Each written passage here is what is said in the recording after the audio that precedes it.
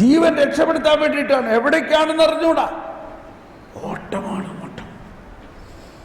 അങ്ങനെ ദിവസങ്ങൾ മരുഭൂമിയിലൂടെ ഓടി ഓടി ഓടി ഓടി ഓടി അവസാനം ഹെറോബ് മലയുടെ താഴ്വാരങ്ങളിലുള്ള പണ്ട് ജോസഫിൻ്റെയും കൂട്ടരുടെയും കൂടെ ഈജിപ്തിൽ പോകാതിരുന്ന ഇസ്രായേൽക്കാരുടെ കൂട്ടം താമസിക്കുന്ന സ്ഥലത്ത് നിന്ന് അവിടെ തളർന്ന് ദാഹിച്ചു വീണ് അലഞ്ഞു കിടക്കുമ്പോൾ കർത്താവ് ജീവജലവുമായിട്ട് ഒരു പെൺകുട്ടിയെ അടുത്ത് കൊണ്ടുവന്നു.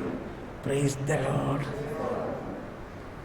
അങ്ങനെ മോശയ്ക്ക് ഒരു വലിയ ദൈവാനുഭവം ഉണ്ടാകുകയാണ്. പക്ഷേ ഇപ്പോൾ മോശ വലിയൊരു കൊലപാതകിയാണ്. അങ്ങനെ മോശ സെഫോറയെ കല്യാണം കഴിച്ചു. അങ്ങനെ ആടിനെ മേച്ച് അവിടെ നടക്കുമ്പോൾ ഈ ഹെറോബ് മലയുടെ മുകളിൽ ആടിനെയും കൊണ്ട് പോകുമ്പോഴാണ് അവിടെ ഒരു ദൃശ്യം കാണുന്നു. ഒരു മനോഹര ദൃശ്യം. എന്താണ് കാണുന്നത്? ഒരു മുൾപടർപ്പിൽ ഇങ്ങനെ തീ കത്തുന്നു. എന്നാൽ മുൾപടർപ്പ് എരിയുന്നില്ല. ആ മനോഹര ദൃശ്യം കണ്ടിട്ട് മോശ അടുത്തു ചെന്നപ്പോൾ അവിടെ നിന്നൊരു ശബ്ദം, മോശേ മോശേ, നിന്റെ പാദരക്ഷകൾ അഴിച്ചു മാറ്റുക, നീ നിൽക്കുന്ന സ്ഥലം വിശുദ്ധമാണ്. വീണ്ടും അബ്രാഹാം കേട്ട മാതിരി, ആരാണ്? ഞാൻ അബ്രാഹത്തിൻ്റെയും ഇസഹാക്കിൻ്റെയും യാക്കോബിൻ്റെയും ദൈവമാണ്. നിന്റെ ജനത്തിൻ്റെ കരച്ചിൽ ഞാൻ കേട്ടിരിക്കുന്നു. അതുകൊണ്ട് നീ മടങ്ങിപ്പോണം, നീ അവരെ രക്ഷിക്കണം. നമുക്കറിയാം, വിശദാംശത്തിലേക്ക് പോകുന്നില്ല.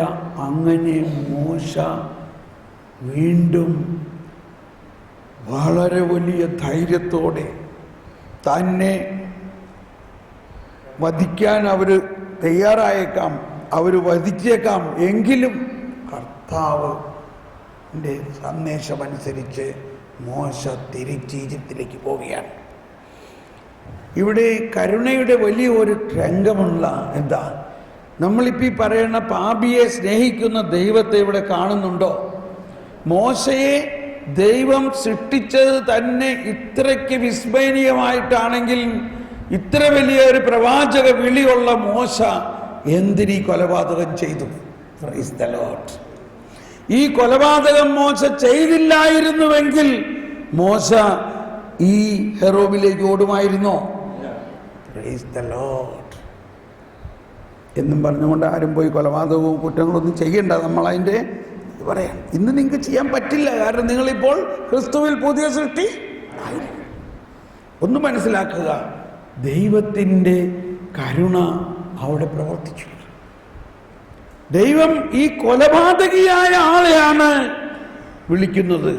നിന്റെ ആ പാപത്തിൻ്റെ, ആ കൊലപാതകത്തിൻ്റെ പേടിച്ച് നീ ഓടുന്ന ആ പാദരക്ഷ നീ അഴിച്ചു മാറ്റിക്കോ. നിന്നെ ഞാൻ വിശുദ്ധീകരിച്ചിരിക്കുന്നു. നീ നിൽക്കുന്ന സ്ഥലം വിശുദ്ധമാണ്. നിന്നെ ഞാൻ സ്വീകരിച്ചിരിക്കുന്നു. നിന്നെ ഞാൻ ബഹുമാനിച്ചിരിക്കുന്നു. നിന്നെ ഞാൻ അഭിഷേകം ചെയ്യുന്നു. ഇവൻ ചെയ്ത കൊലപാതകം ഈ അഭിഷേകത്തിന് വല്ല തടസ്സമുണ്ടായോ? Price the lord.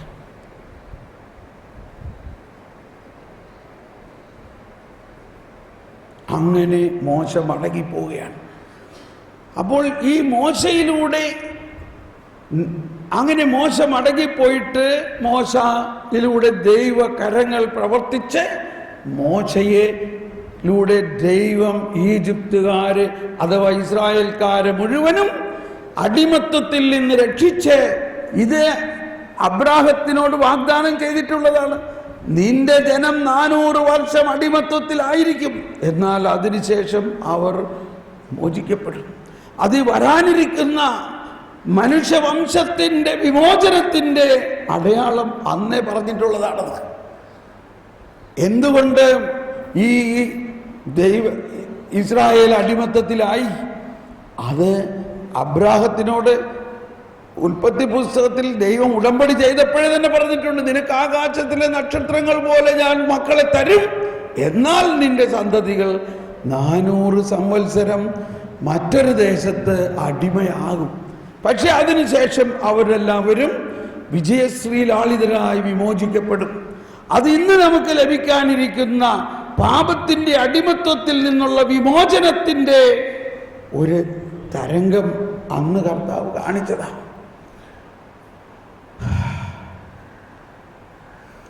ഈ അടിമത്വത്തിൽ കഴിഞ്ഞ ജനത്തെ വിടുവിച്ചു കൊണ്ടുവന്നപ്പോൾ മോശയ്ക്ക് ഒരു വഴിയേ അറിയുള്ളൂ. മോശയ്ക്ക് മെയിൻ റോഡ് അറിഞ്ഞൂടാ. മോശ അങ്ങോട്ട് പേടിച്ച് ഓടിയ വഴിയും അവിടെ നിന്ന് മോശ വന്ന വഴിയും അതേ വഴിയിലൂടെ തന്നെ മോശ ജനത്തെ നയിച്ചു. അങ്ങനെയാണ് വളഞ്ഞ വഴിയിലൂടെ ചെങ്കടൽ വഴി പോയത്. അങ്ങനെ മോശ വീണ്ടും ഹെറോബ് മലയുടെ മറ്റൊരു വശം തന്നെയാണ് സീനായി മല. ഇത് രണ്ടും വാസ്തവത്തിൽ ഒരു മലയാണ്. ആ ഒരു മലയിൽ ഒരു ശൃംഗം ഹെറോബും മറ്റൊരു ശൃംഗം സീനായും. ആ സീനായി മലയിൽ വെച്ച് ഈ ഉടമ്പടികൾ കൊടുക്കുന്നത്. Price the Lord. നമുക്ക് ഇത്രയും മതി ഇതിനകത്ത് നിന്ന്. അപ്പം നമ്മളിവിടെ കിട്ടുന്നൊരു സൂചന, ദൈവത്തിൻ്റെ കരുണ മോശയുടെ മേൽ വളരെയധികം പ്രവർത്തിച്ചു. അവസാനമായിട്ട് നമ്മളിൽ പലരും മനസ്സിലാക്കുന്നത് മോശ കാനാൻ ദേശത്തിൽ കയറാഞ്ഞത് മോശ വലിയ തെറ്റ് ചെയ്തതുകൊണ്ടാണെന്നാണ്. എന്നാൽ എന്താണ് ഈ കാനാൻ ദേശം? അവിടെ മൗണ്ട് നിബു അല്ലെ, മൗണ്ട് നിബുവിന്റെ മുകളിൽ വെച്ചിട്ട് പിത്തള സർപ്പത്തെ ഉയർത്തിയതും ജോഷുവയെ വിളിച്ചിട്ട് പറഞ്ഞു, ആ കാണുന്നതാണ് കാനാൻ ദേശം. എന്നാൽ അവിടേക്ക് ജനങ്ങളെ കൊണ്ടുപോകുന്നത് ഞാനല്ല, നീയായിരിക്കും. ആ തേനും പാലും ഒഴുകുന്ന ദേശത്തേക്ക് ജനത്തെ നീ കൊണ്ടുപോയിക്കൊള്ളു. എന്താണ് ഈ കാനാൻ ദേശം? അത് ഈ കാണുന്ന ഒരു ജിയോഗ്രഫിക്കലായിട്ടുള്ള ഒരു ദേശമല്ല. ആ കാനാൻ ദേശം, തേനും പാലും ഒഴുകുന്ന കാനാൻ ദേശം കർത്താവ് ഈശോ മിശിഹായുടെ ദൈവരാജ്യമാണ്. Price the Lord. ദൈവത്തിൻ്റെ കരുണയും നീതിയും ഒഴുകുന്ന യേശുക്രിസ്തുവിലൂടെ വരാനിരിക്കുന്ന ദൈവരാജ്യത്തെ ദൂരെ നിന്ന് കാണുകയും ആ ദേശത്തേക്ക് കൊണ്ടുപോവുകയും. എന്താണ് ആ തേനും പാലും ഒഴുകുക എന്ന് പറയുന്നതിൻ്റെ അർത്ഥം? ഒരു ദേശത്തെ നിങ്ങൾ കേരളത്തിൽ വാ, നിങ്ങൾക്ക് പാൽപ്പായസം തരാം. കാരണം കേരളത്തിൽ പാൽപ്പായസമാണ് ഏറ്റവും വലിയ ഒരു ഡിലീഷ്യസ് ഡിഷ്. പക്ഷെ ദൈവരാജ്യത്തിലെ പാൽപ്പായസം, ദൈവരാജ്യത്തിലെ തേനും പാലും എന്ന് പറയുന്നത് എന്താണ്? ദൈവരാജ്യത്തിലെ തേനും പാലും എന്ന് പറയുന്നത് കർത്താവ് ഈശോ മിശിഹായുടെ ശരീരവും രക്തവുമാണ്. Price the Lord. ഇതാണ് അന്ന് മോശ കാണിച്ചു കൊടുത്തത്. നമുക്ക് സ്തുതിക്കാം. യേശുവേ സ്തോത്രം, യേശുവേ നന്ദി. Hallelujah, hallelujah, hallelujah, hallelujah. പരിശുദ്ധാത്മാവിൻ്റെ രൂപാന്തരീകരണ ശക്തിയിലൂടെയും വെളിപാടിലൂടെയുമാണ് ഈ ദൈവരാജ്യത്തിൻ്റെ പ്രവർത്തനം നമുക്ക് നടത്താൻ ദൈവം ആഗ്രഹിക്കുന്നത്. നമ്മുടെ ആരുടെയും ബുദ്ധിയിൽ രൂപം കൊള്ളുന്ന ഒരു കാര്യമല്ല. Price the Lord. നമുക്കൊരു നിമിഷം കണ്ണടച്ച് പ്രാർത്ഥിക്കാം. നമ്മളിപ്പോൾ ഉടനെ തന്നെ ഈശോയെ എഴുന്നള്ളിച്ച് വെച്ച് പരിശുദ്ധാത്മാഭിഷേകത്തിന് വേണ്ടി പ്രാർത്ഥിക്കാൻ പോവുകയാണ്.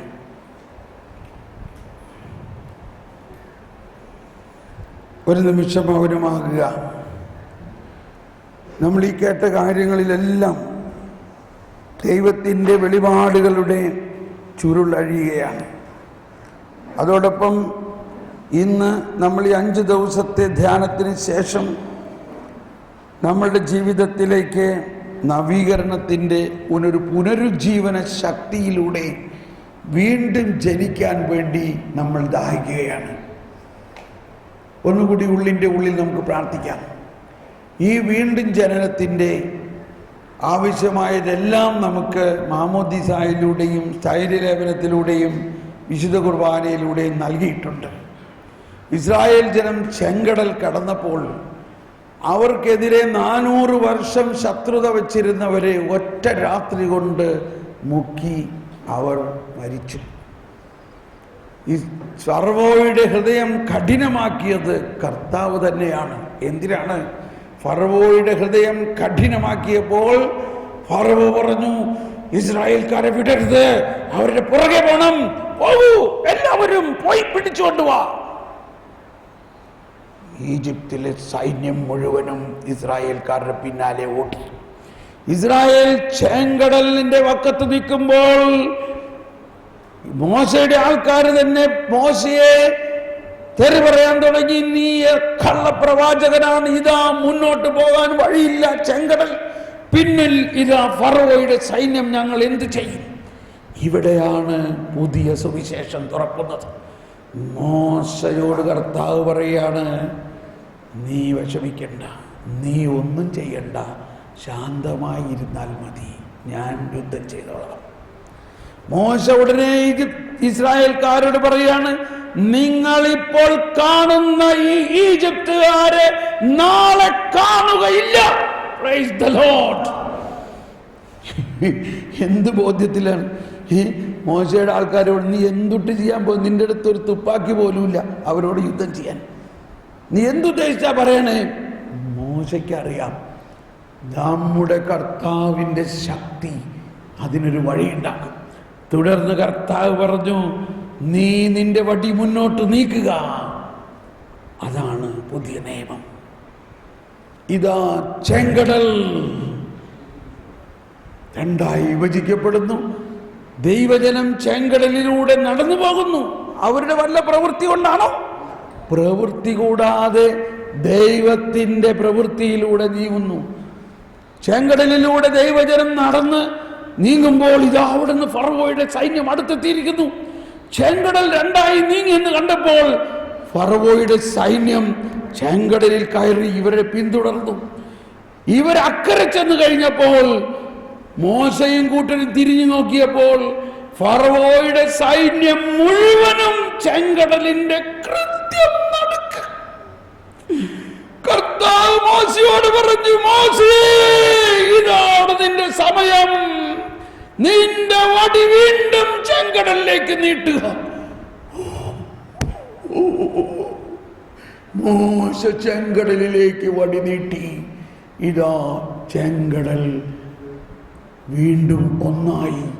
ഒറ്റ നിമിഷം കൊണ്ട് ഈ വെള്ളത്തിന്റെ മതിലുകൾ മുഴുവനും വന്ന് വീണ്ടും വീണ് 400 സംവത്സരം അടിമത്വത്തിൽ വെച്ചിരുന്ന ദൈവജനത്തെ അടിമത്വത്തിൽ വെച്ചിരുന്ന ആ അടിമത്വത്തിന്റെ ശത്രുത, അടിമത്വം വെച്ചിരുന്ന ശത്രു മുഴുവനും വെള്ളത്തിൽ നശിച്ചു.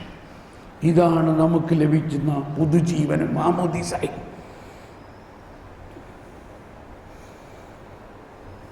Price the lord. വിശ്വസിക്കുക, നമ്മുടെ പുറകെ വരുന്ന ശത്രുവിനെ ദൈവം അവസാനിപ്പിക്കും. നമുക്ക് എഴുന്നേറ്റ് നിൽക്കാം. നമ്മൾക്ക് ആ കർത്താവിനെ സ്തുതിച്ചുകൊണ്ട്